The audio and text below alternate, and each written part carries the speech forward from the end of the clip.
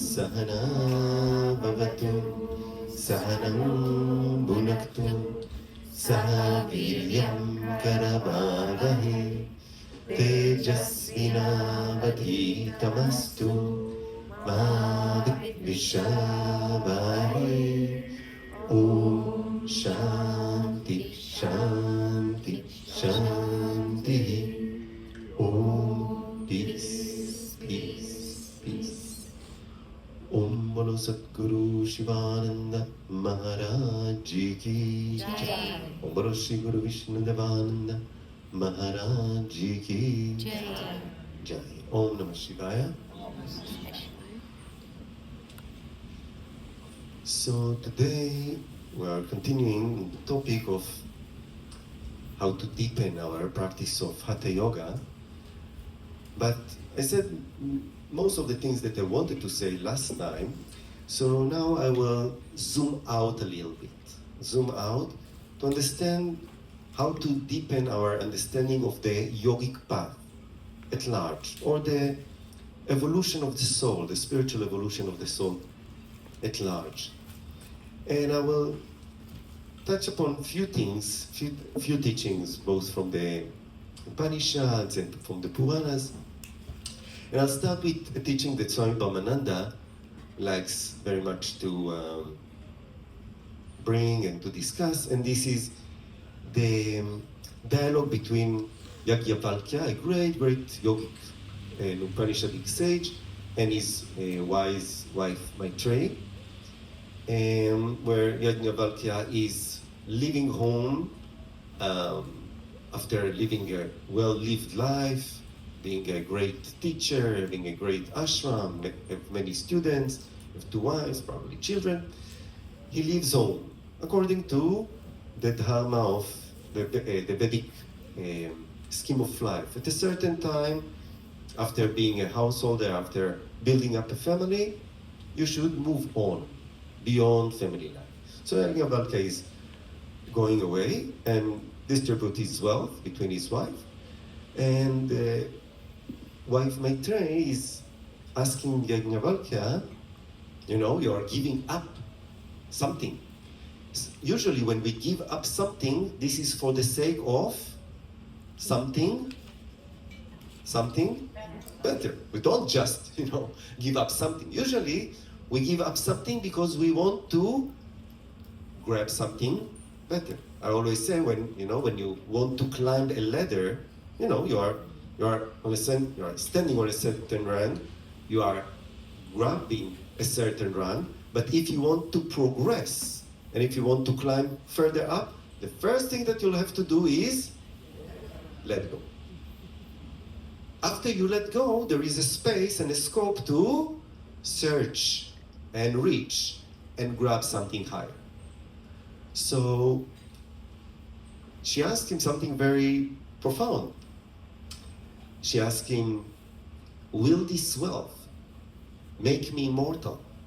Will this wealth allow me to grab something which is permanent, something which is eternal? Because if not, everything that I will grasp will wither. Everything that I will grasp will be dissolved through my fingers. Everything that I will grasp will, either my grip will go or its grip will go, and the connection will be ended. So, will it? And he said, no, it won't. And then she asked him, okay, so teach me that which will allow me to grab the immortal, to grab the reality, that thing. So then a large discussion is going on about dearness. And it starts with the wife is not dear to the husband because of the wife, but because of the self. And the husband is not dear to the wife because of the husband, but because of the self. And the children, and everything. Yajnavalkya is going through a long list about how everything is dear, but not for its own sake, but for the sake of the self. And then the conclusion is, this self should be known, should be meditated on, and should be realized. Because only that self is the reality. So in that scope, I want to make us understand, what does it mean? The dearness of thing and for the sake of the self, what does it mean? Because it's a little bit confusing. So I'll try to clarify it also in the scope of the understanding of the yogic practices. Because the yogis will tell us, the ability to perform asanas is not for the sake of the asanas, it's for the sake of the self. The ability to attain flexibility and range of motion, it's not for the sake of range of motion, it's for the sake of the self. The ability to hold your breath for a longer time, it's not for the sake of holding the breath for longer time, it's for the sake of the self. So what does it mean? I'll try to make it clear. So first of all, we have to understand that everyone has something dear to his heart. Everybody, naturally. You know, for a young child, his teddy bear is very, very dear to his heart, right? He loves the teddy bear. He goes to sleep with the teddy bear. He wakes up with the teddy bear. He eats his cornflakes with the teddy bear. He goes to, to a walk in the park with the teddy bear. So, there is such a beautiful bond, really heart-to-heart bond between him and the teddy bear. But from the perspective of the 9-year-old child or the 10-year-old child, his older brother will look at him and said, "My God, when you will grow up?"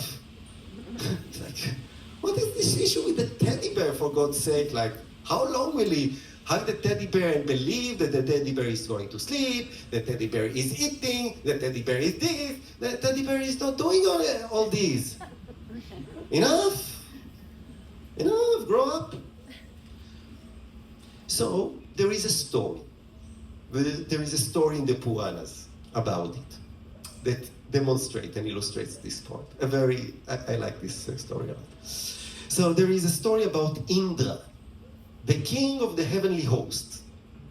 And Indra is a very exalted being, a very spiritual, cosmic being. And he looks down at humans. And he looks at what is dear to humans. And he looks at what humans are engaging with. And he's like really going down on humans. He's like saying, what are these? Just like the 10-year-old child looking at this 3-year-old brother or sister and like really, going down on them. And his teacher, his guru, the guru of the gods, Brihaspati, is telling Indra, don't allow your ego to be too inflated. Don't judge. Do not judge. Because if you were a human, probably you would do the same or even worse. So don't judge.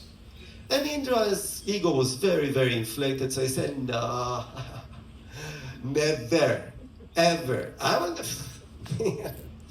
will not just go like shopping, Netflix, cruise ship. My God, what are they doing? So Brihaspati said, Indra, I'm going to teach you a lesson. And he said a mantra, and Indra's spiritual being fell all the way down and incarnated in a body of a pig. So now coming into a body of a pig, having the hardware of a pig and having a software of a pig, Indra totally started engaging and identifying with the pig experience. And Indra would go on and go from here to there with his big body. And he would eat this and eat that. But he had something that was really dear to his heart. And this was like the utmost. Like really rolling in mud and dirt and filth. This was like, this was for him ecstasy. So after a while, living his life like this, enjoying his life, After a while, one day, um, Indra pig was going, and all of a sudden he saw this amazing thing. He saw this really beautiful, chubby, pinky piglet. And he was like, what is that? And she, of course, fell in love with him, and together they became a couple. And they really enjoyed one another's company, and they really enjoyed eating together and going together and sightseeing together. But the best was rolling in filth and mud. This was amazing. This was ecstasy, and especially to do it together. After a while, Indra pig and his wife had some little cute pinky piglets. So this was so beautiful. This was so amazing. This was like ecstasy. And the whole family would go together, eat together, but the utmost was rolling in mud and filth and getting dirty all together. This was ecstasy.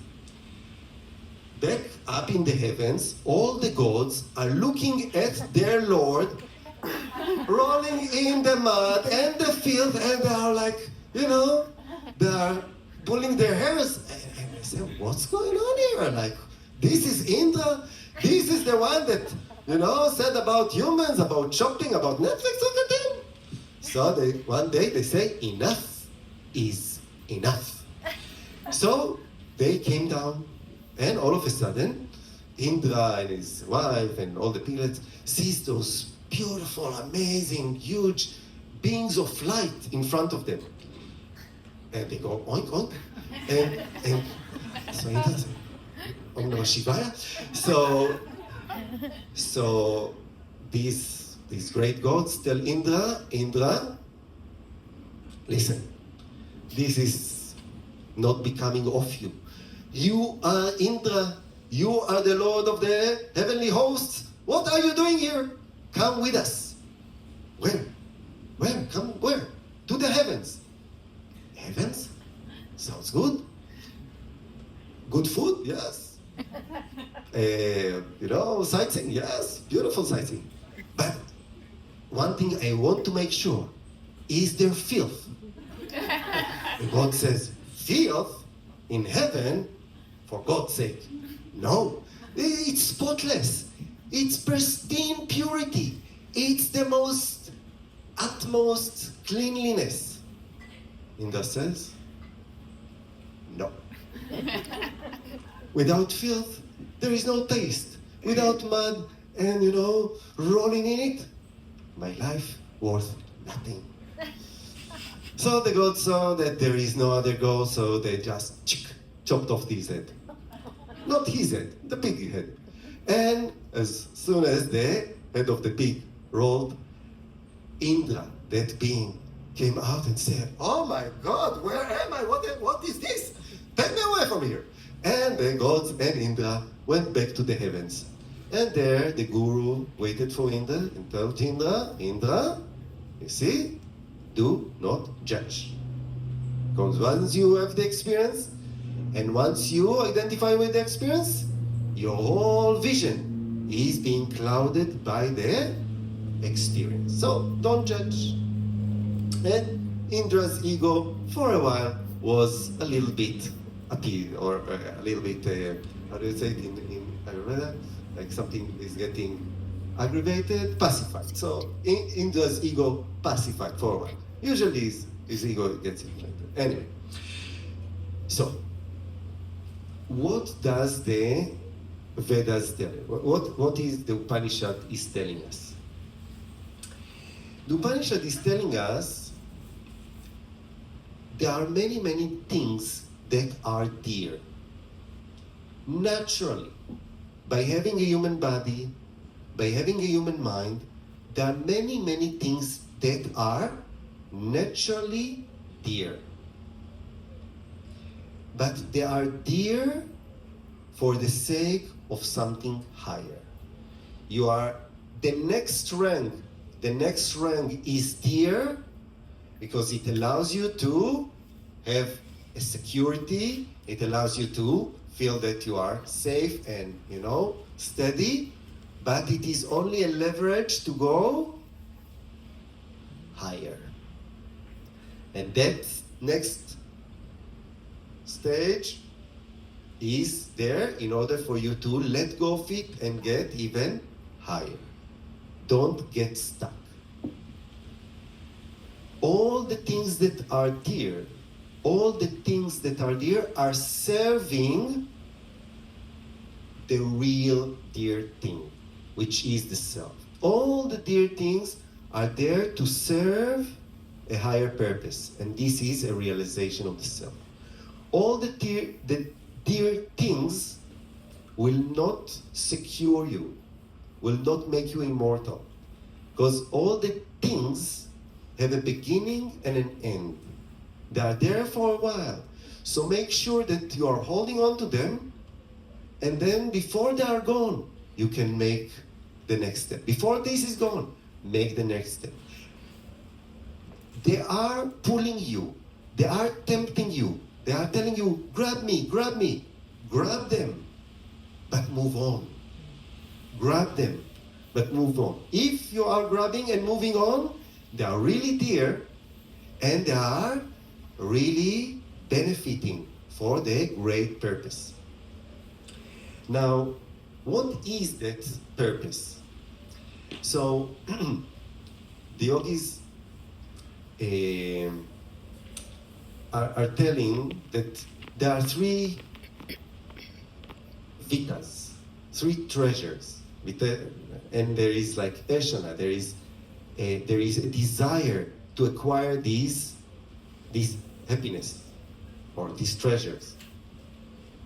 And eventually they say you will have to let go of this.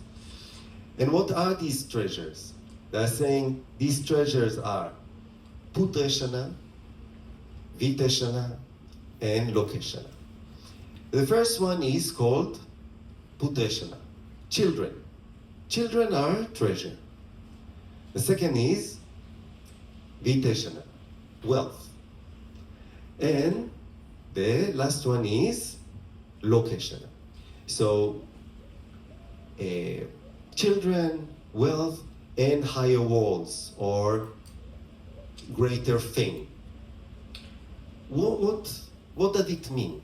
And why all these are dear only for the sake of the self, as Yajna Valkya said? Because he had it all. He had children, he had money, he had a lot of wealth, and he had great fame. But he let go of all of them for the sake of the self. So what does it mean? So, first of all, children. Naturally, to all beings, children, or, to grow and to multiply, and to procreate, this is a natural tendency, a natural urge, a natural drive. And, in the beginning, Mother Nature creates those, beings in a very, the package is so adorable. The package is very adorable. It's so squishy. And it's so mushy. And it's so beautiful. It's like, right? The package in which the being, that being can be a very old soul. That being can be a grand master. But, the grand master is coming there in a very, very adorable package. So, but what to do? The package doesn't stay the same. When we look at children, what are the adjectives that we say? Babies, they are so cute. Tell me. Cute, right? They're so cute. And they're so... Chubby, okay. And they're so beautiful. or somebody. They are so innocent. Okay, let's go with this line of thought. They are so innocent. They are so pure. They're so pure. It's like an angel. Oh, my angel, you're so pure. Wait until he becomes a teenager. Then the angel become a little demon. Anyway, so the yogis are telling us that the tendencies that we see in grown-ups, we don't see like the desires, the manipulation, the aggression. We don't see it in a child, although it is there. They say it is there, but in a potential form, in a seed form. It didn't really manifest it yet. But nature, Mother Nature, is really propelling us and giving us many incentives to be attracted to another in order to bring children and to be attracted to the children and to, invest and sacrifice a lot of our time, a lot of our money, a lot of our, energy in upbringing of children. Why? And why Yagna Balke say, children are not dear for the sake of the children. Children are dear for the sake of the self. What does it mean? When you are bringing up children, when you are investing in children, let's go with the human, with human mind, with the human reasoning, with the human intellect. When people try to make a rationale for themselves, why on earth they invest so much in the children? Like, the investment, the sacrifice is immense. The sacrifice is huge. Why? So, people will rationalize it for themselves. First of all, when I will be old, somebody will take care. I really hope. I invested so much, as they say, a parent can raise or take care of 10 children. Sometimes 10 children cannot really take good care of a parent. Although we had a presenter here a few days ago, Baxter Bell, and he said that he was in Japan, and he was amazed. He was amazed to see how in the Japanese tradition, when a parent grows older, the brothers, sisters, they are fighting who will take him home and, take care of him. In the Western societies, many times, we are fighting who will take care. You should. So, the parent really had hope, I will bring, maybe one will take care. Okay, what else? What else is in our human psyche trying to rationale? Why do we invest so much? In order for them to be, okay, they will be happy, and, they will get married, and then they will grant me the best gift ever, which is grandchildren. Oh, I want again this squishy thing, without needing to take care of the diapers and all the, you just get the squishy without the headache. The headache now is for the parents. I just get to squish. So this is my present, This is why I invested so much. Okay. What else? What else? What is the expectation of the parents? That they will not just be happy, that they will be successful, and their success will bring me some kind of fame to some extent. My child is a Swami in the, he's lecturing to so many people listen to it. Or whatever it is. My son is at CEO. My son is is a doctor. Is a manager of a hospital. So it's not only the fame. It's not only the fame, because if the child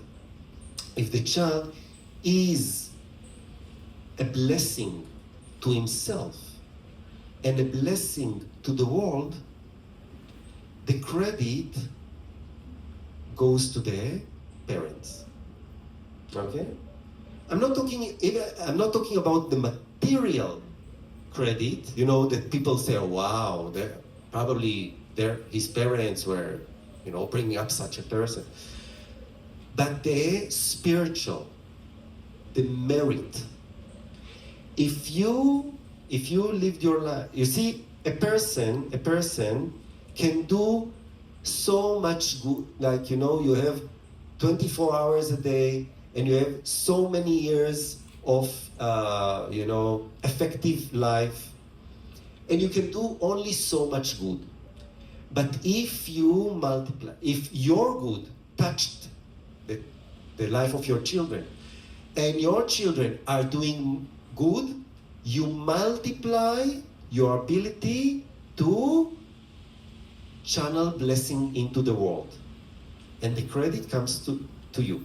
This is called punya. And as you get more punya, as you get more merit, your next life, this is according to, but it's not only your next life, your afterlife will be much better, and your next life will be much better. Because right now, you see, we have a human body. But this human body is a fruit of previous actions. That tree outside, or that shrub outside, is another body. Just like us, this is a soul, just like Indra, who had the body of a pig. All these are jivas, are individual souls getting different bodies. The fact that you get a human body is because of great accumulation of punya, of spiritual merits that entitled you this hardware and this software. Now, you can get a human body, but,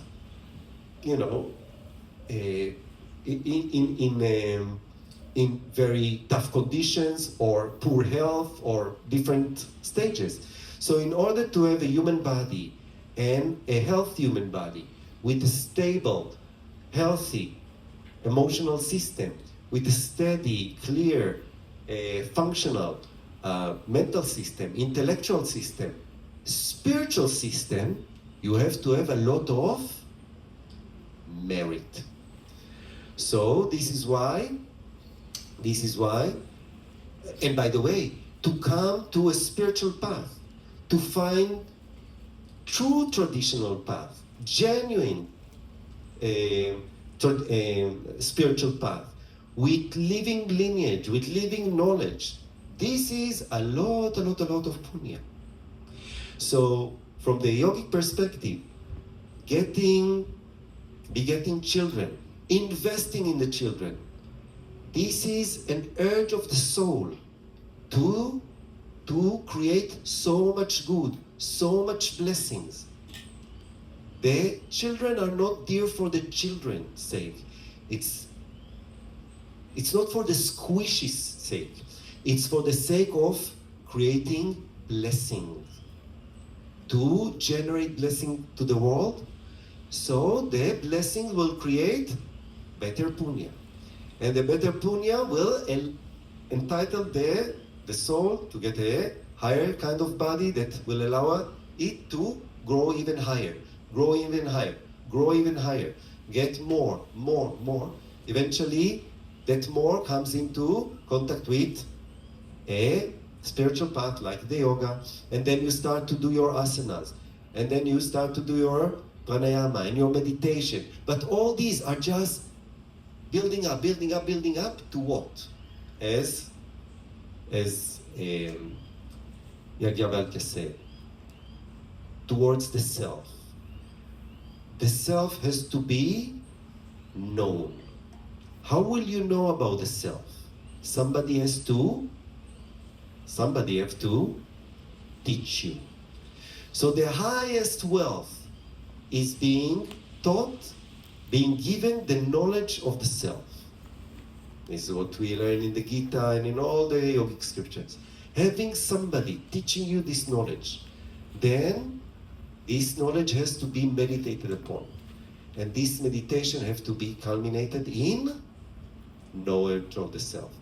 Knowledge of the self is the greatest blessing. Teaching about the self is the utmost pouring of blessing into this world. And the yogis say, in the scriptures it is said, only this is